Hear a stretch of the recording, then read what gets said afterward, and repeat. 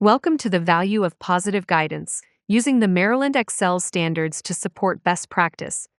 This resource has been adapted from content created by Maryland Excel's quality assurance specialists at the Maryland State Department of Education.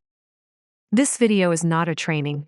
It is intended to help you understand the positive guidance strategies in the Maryland Excel standards and to serve as a resource to create or review your program's policy. Training on this topic is available. Please contact your quality assurance specialist for more information. No program is perfect.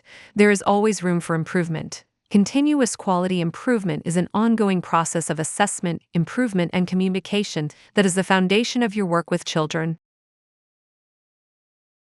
Assess your program's practices and policies by reflecting on strengths and areas for improvement. This means asking questions like, what are we doing well in our program? And what can we do better? Based on the results of your assessment, your program will develop and implement a plan for improvement that builds on strengths and addresses areas needing growth. For example, your program may want to focus on establishing consistent rules or involving families in developing policies to support positive behavior. When your program updates practices or policies, it is important to clearly communicate those changes to staff, families, and the Maryland Excel support team. Families want to see how their children are supported. Program coordinators and quality assurance specialists will want to see how your program's practices align with Maryland Excel's standards. The communication may be different, but the message is the same. This program is committed to continuous growth. This cycle is never finished. There will always be things to learn and ways to improve, especially when working with children. However, the focus is always the same: what is best for the children and families we serve. That's what continuous quality improvement is all about. In this video, we will focus on how positive interactions and clear expectations influence children's behavior and improve the overall well-being of both children and adults in your program. While Maryland Excels provides clear standards for positive guidance, it's important to understand why you're doing it. Positive guidance is about connection and the relationships that are built with the children in your program. It's about how your program's policies and practices create an environment that impacts whether children feel safe, valued, and heard, or simply directed. Positive guidance is a proactive approach to behavior management that emphasizes positive outcomes to promote children's development. It's about understanding a child's abilities and their development to set realistic expectations based on where they are, not on where we wish they were. Positive guidance encourages children to think for themselves, make good decisions, and figure out how to handle situations on their own with the support of the caring adults in their lives. It teaches children to regulate their emotions, which relates to school readiness. Children will be better equipped for success in kindergarten if they can identify their emotions and manage their behaviors.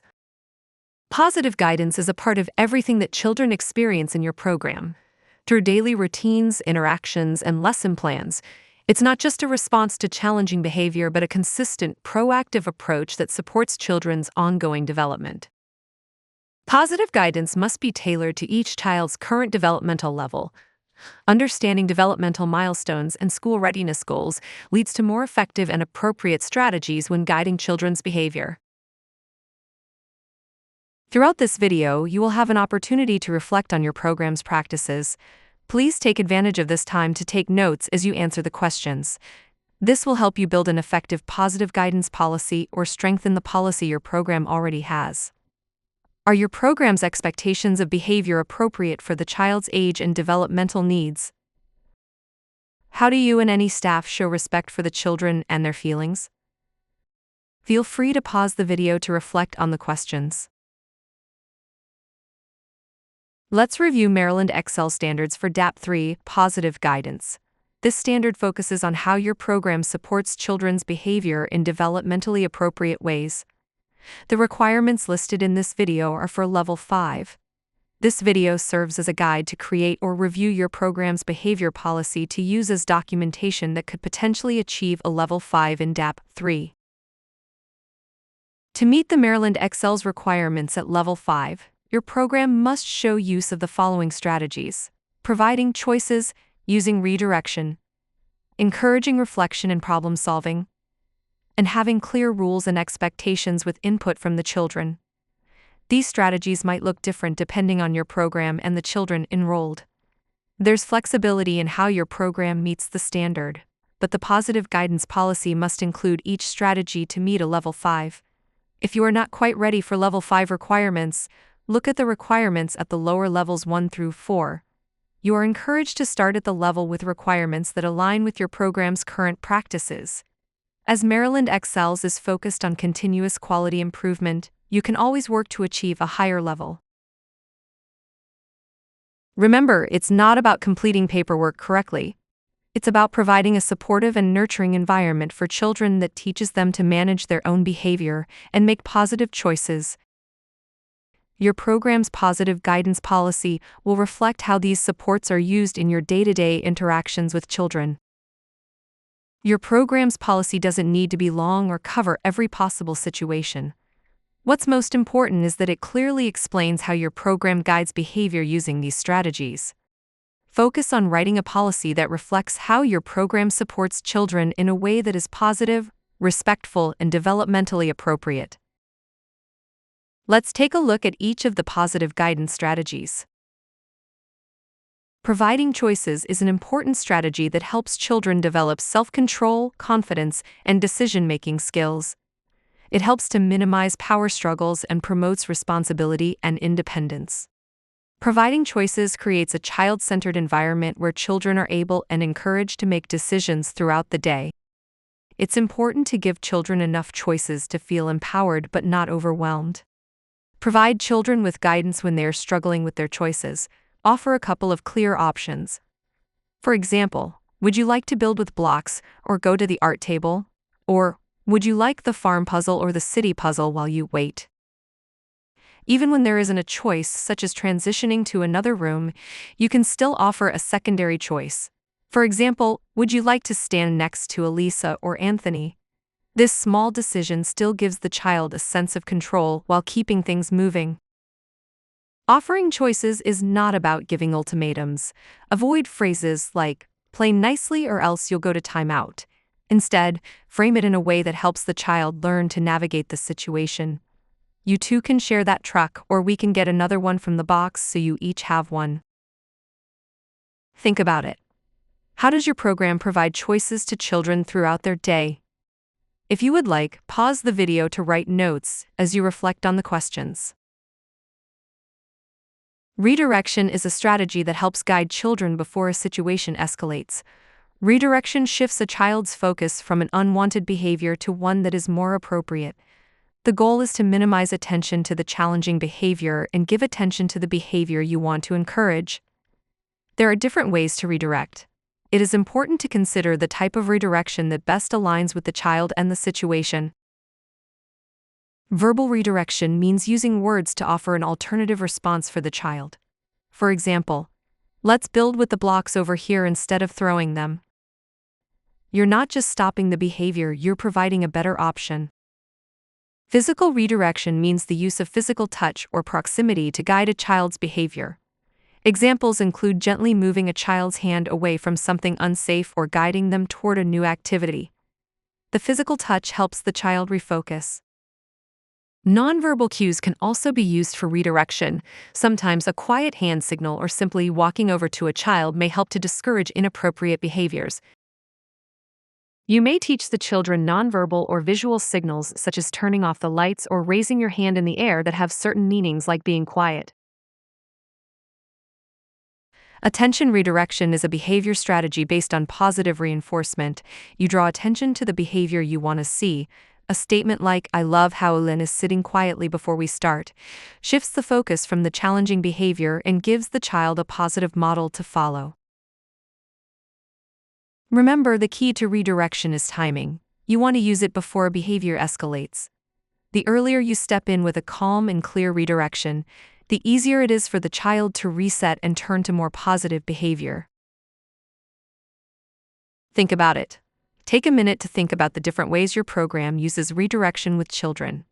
Is behavior redirected before it starts, or is it fully in motion before someone gets involved? Which types of redirection are used and in what situation? Feel free to pause the video to take notes while you ask yourself these questions. Clear rules and expectations serve as the foundation for behavior in your program. Every program is different, but there are ways that everyone can make rules and expectations more effective.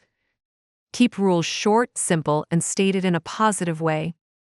Instead of saying, "No running, try," we use "walking feet inside." This tells children what to do, not just what not to do. Make sure the rules are developmentally appropriate. That means adjusting expectations based on a child's age and development and meeting them where they are. Enforcing rules consistently is essential when helping children understand expectations. If rules change or are not enforced depending on the day, the teacher, or the child, children may get confused and negative behaviors could occur. Make sure rules are followed every day by every staff member with every child. A requirement of levels 4 and 5 is that rules are developed with input from the children when it is appropriate. This can be as simple as asking, "What can we do to help everyone feel safe and happy today?" A child might say, "Don't hit." Help reframe the rule they provide positively. Suggest, "Let's write a rule about hitting." How about use our hands to help our friends? When children help create the rules, they're more likely to follow them. Use visuals to reinforce expectations. Take photographs of children following the rules and post them around the room.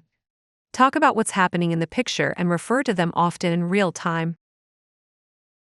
Think about it. How do you make rules clear, consistent, and age-appropriate? How do children know the rules and expectations?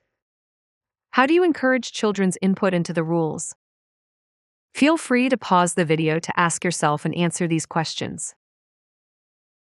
Reflection allows you to process a situation to identify what happened, how you responded, how others responded, and what you could do differently next time. This is a common tool that early educators use to continually improve their own practices.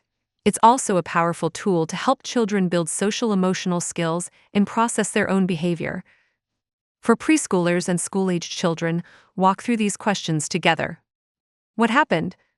How did you feel or react? How did your friend feel? What could we do differently next time? You can encourage children's reflection by using tools or visuals. Children can identify how they felt in the moment by using a feelings chart with real-life images and the written word. Some children, either because of age or developmental level, may not be ready to reflect on their own. But they will begin to learn reflection skills as they watch adults who talk through the process out loud. For example, your friend looks sad when you took their toy. Next time, you can ask me to help you find another toy. It is important to note that reflection is not a timeout. Sending a child away as a punishment doesn't help them process or learn. A calming space with sensory toys, books, or calming music can be helpful, but only if it's offered as a choice or used with support. Sit with the child, ask open-ended questions, and guide them through the thinking process. As they grow and develop, they will be able to do this with less support. Take time to do your own professional reflection. What patterns are you noticing? Are certain behaviors happening at the same time of day? Do certain behaviors only occur between particular children? Your own reflection can lead to better support strategies moving forward. Think about it. How does your program help children reflect on their behavior after a conflict or challenging moment? Is there a designated calming or reflection space for children to process? If so, how is it used? How does the reflection process change with children of different ages and developmental levels? Feel free to pause the video to ask yourself and answer these questions. Problem solving helps children learn to manage their behavior, understand their emotions, and respond to challenges in healthy ways. Teaching skills like naming emotions and using calming strategies like deep breaths or counting gives children tools to cope. Each child is different, so what works for one may not work for another. Naming emotions is an important part of problem solving. The more words children have to describe their feelings, the better they can express themselves before emotions lead to behavior. When children understand their own feelings, they're more likely to understand others too. This builds empathy and leads to more respectful choices. Resources like the Center on the Social and Emotional Foundations for Early Learning offer helpful, research based tools to support problem solving, coping, and healthy social emotional development. Think about it. How does your program support children in identifying and naming their emotions throughout the day? Do children experience visuals, modeling, or language prompts to help them? What individualized coping strategies are taught or encouraged? How do adults respond when a child struggles to manage frustration or conflict? Are children guided through problem-solving steps, or is the focus more on correcting the behavior? Feel free to pause the video to ask yourself and answer these questions. During this video, you have had the opportunity to reflect on the different positive behavior strategies and how your program uses them in daily practice. You can now take your understanding of the strategies and your reflection responses to create a positive guidance policy that works for your program and meets the requirements of Maryland Excel's DAP3. Developing your policy is not simply repeating the requirements in a document. It's about clearly showing how your program guides and supports children's behavior in a way that is developmentally appropriate. Your program's policy should include providing choices, using redirection, reflection and problem solving, and clear rules and expectations developed with input from the children. Your policy does not need to follow a strict format, but you must touch on each of these strategies to meet the requirements of Level 5. There is also flexibility in how these strategies are implemented in your setting. A family child care provider working with mixed-age children may apply these strategies differently than a large child care center. Make sure that the policy reflects your program and its practices in day-to-day interactions with children. As you begin drafting your program's positive guidance policy, try starting with one simple question. What do we already do every day to support children's behavior in positive, respectful ways? Then build from there by reflecting on the strategies you've explored in this video and how these strategies are implemented in your program. It's important to communicate your program's strategies and policies to both families and staff. A well-developed positive guidance policy ensures that staff and families have the same understanding and creates a supportive, predictable environment for children. This next section will help you assess your own program's policy to see where it meets the requirements and what might be missing. Using samples of positive guidance policies, you will learn how to determine what DAP3 requirements are met and identify areas for improvement. This policy states, children will be redirected from misbehavior and will be offered acceptable choices in order to learn how to make better decisions. This example does not provide a complete understanding of how positive guidance is handled in the program. Providing choices and redirection are mentioned in this policy. However, there are no examples of how or why these strategies are used. Remember, a policy must clearly communicate your program's practices and provide a picture of how your program works with children. This next example states, our main goal in behavior management is to prevent problems before they happen. Staff model positive behavior and have consistent expectations aligned with a child's age and developmental ability. Simple rules for each classroom are developed with the help of the children and reviewed often. Our environment provides children with the opportunity to make numerous choices throughout the day.